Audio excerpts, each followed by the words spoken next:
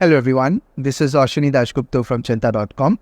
In this particular video, we will do or rather start a complete revision of geometry for IOQM. As you know, the IOQM is coming up this year in September 3rd, but this should be useful for other Olympiads like AMC 10, UKMT and so on as well. So what we will do is we will think of this as a story. It's not a cheat sheet. I will not tell you a bunch of theorems and a bunch of formulas. Rather, I will tell you a story of geometry that sort of meanders through different theorems and different ideas, and hopefully you will be able to remember the entire picture. This is how we do geometry at Chinta.com. You can check the link in the description for our mathematical courses on Olympiads, ISI-CMI entrances, and other programs. We will start with the most famous result in geometry. Even non-mathematicians know about it. It's called the Pythagoras theorem. A triangle ABC. It is right-angled at the angle B. Then we know that AB squared plus BC squared is equal to CS squared. The square on the legs is equal to the square on the hypotenuse. Sum of the squares of the legs is equal to the square on the hypotenuse. One thing to remember in this context is that when these are integers, like let's say 3, 4 and 5, you have 3 square plus 4 square plus equal to 5 square. Then these numbers are sometimes known as Pythagorean triples. Pythagorean triples. And many beautiful geometry and number theory problems are created using Pythagorean triples. And there is a normal form, let's say a normal form of the Pythagorean triples. It's like this: u square minus v square, 2uv and u square plus v square. If you have a Pythagorean triple, that is 3 numbers which satisfy first number squared plus second number squared equal to third number squared, and if their HCF is 1, it's actually called a Pythagorean primitive. If the HCF of the 3 numbers, the highest common factor of the 3 numbers is 1, then they can be written in this particular form. I'll give you an example. This 3, 4, 5, corresponding to this 3, 4, 5, the UV is 1, 2. So you can check. 2 square, actually, 2, 1, right, 2, 1. So u square minus v square, this happens to be 2 square minus 1 square, which is 3. That's 3. 2uv happens to be 2 times 2 into 1, which is 4. And u square plus v square happens to be 2 square plus 1 square, which is 5. That's precisely what we have, right? So using 1, 2, you can generate this Pythagorean triple. You can generate any Pythagorean triple like this. We discuss it in the number theory module of our program. But for the moment, you can remember this, that any Pythagorean triple can be expressed like this. Any Pythagorean primitive can be expressed like this. Primitive means the HCF is 1. And we would also like to know what happens if the angle is not 90 degree. The extension. So if the angle is not 90 degree, then you have the cosine formula. The cosine formula is this, that CA square is not equal to AB square plus BC square. So let's say we have a situation like this. So this angle is not 90 degree. A BC. It's more than 90 degree, or it could be less than 90 degree, depending on how we draw it. So this angle is theta, suppose. Then the extended theorem is AB square plus BC square minus 2AB times BC times cosine of the angle in between is CS square. So you have this extra stuff here. It's not just AB square plus BC square equal to CS square. It's AB square plus BC square minus something, in this case 2AB times BC times cosine of the angle in between. That is equal to CS square. Okay. So again, this is a very easy theorem to prove. You can try to prove this as a homework, and if you can, put the comment in the description. I'll see if your answer is correct. Okay. Alright, let's go to the next topic, which is very much related to Pythagoras theorem. This is for similarity of triangles. So again, two triangles are similar. Maybe you already know this, but let me just show it to you anyway. Two triangles are similar, ABC and XYZ. They are similar if one of two things happen. So the first thing that could happen is that you can show that they are equiangular. Equiangular means maybe angle A is equal to angle X, angle B is equal to angle Y, and angle C is equal to angle Z. Could happen, right? So that's the first scenario. You can probably try and prove that. Or if you can show that the sides are proportional sides, which means AB over XY. In this case, the key thing to understand is that corresponding sides are proportional, which means that sides opposite to equal angles, you should take their ratios.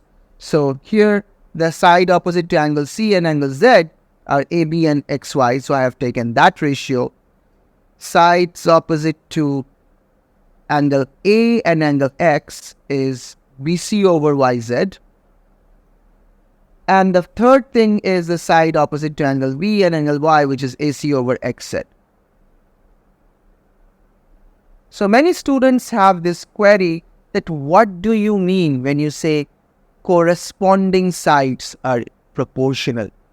It means that you have to take the sides opposite to equal angles. Okay?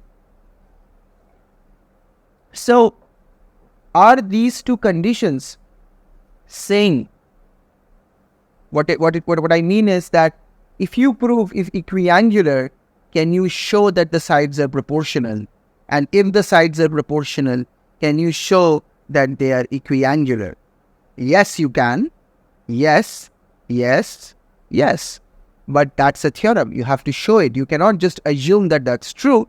So maybe you can try to show that as a homework. And if you can put the comment in the description, I will try to check your solution. Okay? Okay, so now that you have the idea of similarity of triangles, actually it's also related to a different notion called homothety. Different but very similar, but I'll not talk about that today. There is a thing called a three-triangle configuration, which is very important. It's like this, that if you have a right triangle, let's say the right angle is here, this is A, this is B, this is C, and if you drop a perpendicular from B, let's say BX, this is a very standard configuration. When we solve Math Olympiad geometry problems, we think about configurations. Configurations means patterns that come up over and over again. This is one such pattern. And here, three triangles are hidden in this picture, which are similar to each other. So, these triangles are triangle ABX, triangle BCX, and triangle ABC. These three triangles are similar to each other. So can you prove that? Can you prove this fact? Can you prove this? As a first question. The second question is, well, rather, the second property is, this also gives a geometric construction of the geometric mean. So what is the geometric mean? The geometric mean of two numbers, let's say a and b, if you have two numbers, the geometric mean is a times b square root of that. This picture that I just drew here has that property. Bx is the geometric mean of ax and cx. So bx is equal to square root of ax times cx. Isn't it beautiful? See how all portions of mathematics are connected, right? We were just talking about Pythagoras theorem, and then we talked a little bit about number theoretic implications of Pythagorean triples. And now when we are talking about similarity of triangles, the right angle triangle again shows up. I told you, this is a story. This is not a list of theorems. This is a story. So you should try and solve each of these problems and put it in the comment section. All right. Let's go to the next part, which is about congruency of triangles. So congruency of triangles is very important, and maybe most of you know this. If you have two triangles, ABC and XYZ, that's a two triangles, then how do you show that they're equal in all respects? Well, what you do is that you can show that SSS congruency is happening, which means that AB is equal to XY, AC is equal to XZ, and BC is equal to YZ. That could happen. You could also show the SAS congruency, which means maybe AB is equal to XY and AC is equal to XZ, and the included angles are also equal. Angle A is equal to angle X. Included angles means whatever two sides you have shown to be equal to the other two sides, you have to take the included angle. So if you show that maybe AB is equal to XY and AC is equal to XZ, and these two angles are equal, which are not included angles, then it might so happen that the triangles are not congruent. This is a common mistake that many students do. You have to show the included angles are equal. Only then that would work. You also have the RHS, the right angle hypotenuse side, RHS congruency, which is only effective when you have right angle triangles. So basically, you have right angle, hypotenuse, and maybe one of the sides. This is only slightly different from SAS rule, and the difference is very critical. Here you do not have to choose the included angle.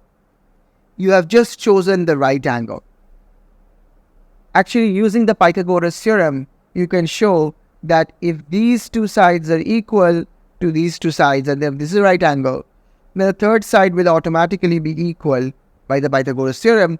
Then the two triangles are congruent by SSS congruency. Again, the right angle triangle shows up, as I mentioned. And the final thing is ASA, angle side angle. So again, you have two triangles. You take any two angles. So maybe you show that these two sides are equal, and you show any two angles are equal. Any two angles are equal, then the two triangles would be congruent. Okay. So in this particular context, I want to give you a taste of rotation, because I have been talking about equilateral triangles for some time and congruency of triangles. One of the things is that how to identify a triangle.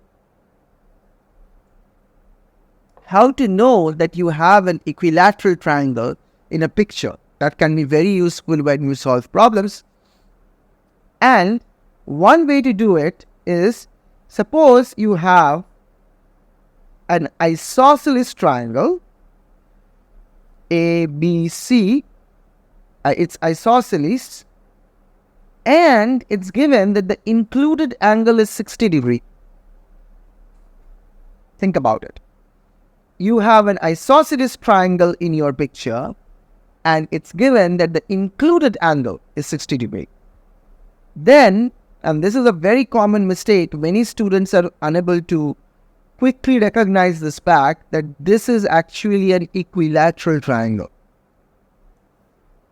It might seem very easy to some of you, it's obvious, it is obvious, but it is a common thing that comes up in many problems. That's why I'm specifying this. So you have a 90 degree, 60 degree here. This is an isosceles triangle. And therefore, these two angles are equal. In an isosceles triangle, the base angles are equal. So the two angles together make 120. So each of them must be 60, which means that all the three angles are 60 degrees, which means it's an equilateral triangle. Right? Okay. Here is a tricky question. You can use SAS congruency in a very surprising way to show this. Show that in an isosceles triangle, base angles are always equal. Isosceles means the two sides are equal. Using SAS congruency rule, try to show that that would imply that the base angles are equal. It's a tricky question because when you think about isosceles triangle, you never, maybe some of you never think about the fact that it's not immediate that the base angles are equal. Isosceles just means the sides are equal. Okay, so think about it. If you can do it, put in the comment section. Okay. From here, we go to ratio of areas. This is a very important section. Areas come up a lot in IOQM and other similar contests. So there are a couple of things I have to say here. First thing is that if you have a situation like this, where, this is the same straight line, by the way. You have two triangles, ABC and AACD, ABC and ACD. Then their ratio of areas, so they share the same base and the same vertex. So they will have the same height, of course.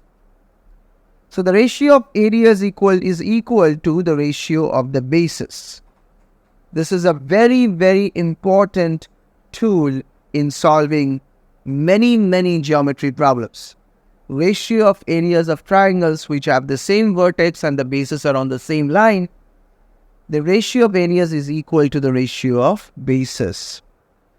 A very similar looking but different theorem is related to similar triangles.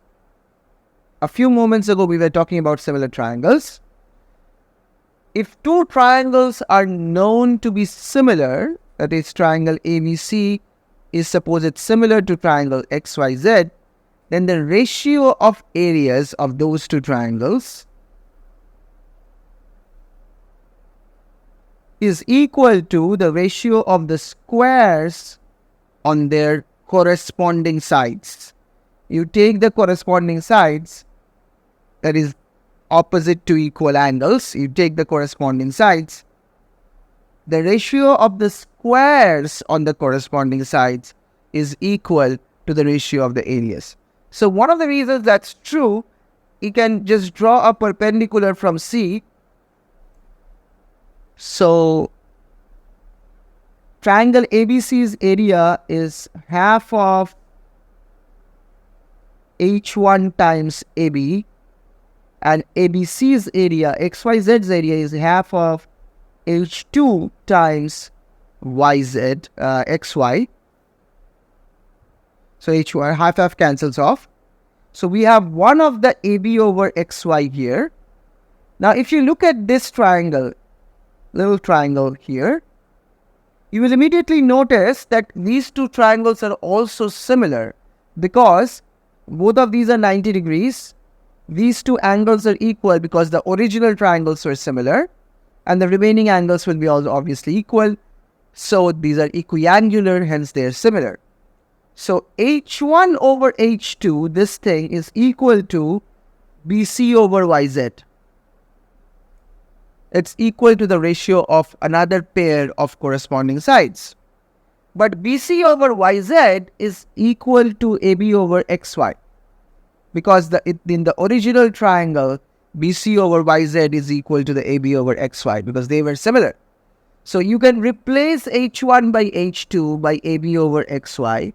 You already had AB over XY from here. So now you have squares on the sides, okay? So this is a very important tool. You should definitely think about it. There is another related result of related to areas called the carpet strategy. So I'll briefly tell you about it. Here is a problem. Suppose you have a square like this, and you have two triangular regions.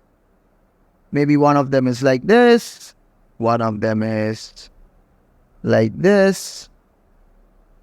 Now you want to show that the two green regions are equal to the two orange regions. The sum of the two orange regions, sum of the areas of the two orange regions is equal to sum of the areas of the two green regions. Actually calculating the areas will be difficult. So what you can do is, you can notice that this triangle is half the area of the square, and this triangle is also half the area of the square. They overlap in this region. So two equal triangles, if you remove the overlap region, you have the green in the green triangle and orange in the orange triangle. So the green is equal to the orange. This is called the carpet strategy. It's not really related to ratio of areas, but it is related to areas itself. It's a very important strategy. So in the last part of last part of this first part of revision of geometry, and we will talk about angle bisector and a very important relation with the incenter with the area. So what is an angle bisector theorem? If you have a triangle ABC, and if you draw A to D like this, then suppose if this is the angle bisector, then AB over AC is equal to BD over DC. This is the angle bisector theorem, okay? The internal angle bisector theorem. The ratio of the sides is equal to the ratio of the bases, BD over DC. The way you can prove this, and I'll give you just a hint, you can complete the proof. Draw a line that is parallel to AB, and notice that these two angles are alternate angles. So this angle is equal to this one, and obviously these two were equal, so now these two are equal. So you have an isosceles triangle here. Remember, we talked about this. If the sides are equal, then the base angles are equal in an isosceles triangle. This is using the converse of that. If the base angles are equal of a triangle, then the sides will be equal, right? Okay, so we have this. Now from here you can show, it's just a couple of lines from here, you can show that AB over AC is equal to BD over DC. Think about it, okay? Now, the angle bisectors of a triangle, they meet at a single point. So you have ABC, all the three sides, they meet at a single point. In the next video, we will talk about why that happens, okay?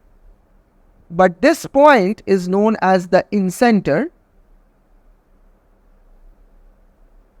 This point is known as the incenter, the meeting point of the angle bisectors, incenter. Now from the incenter, you could drop a perpendicular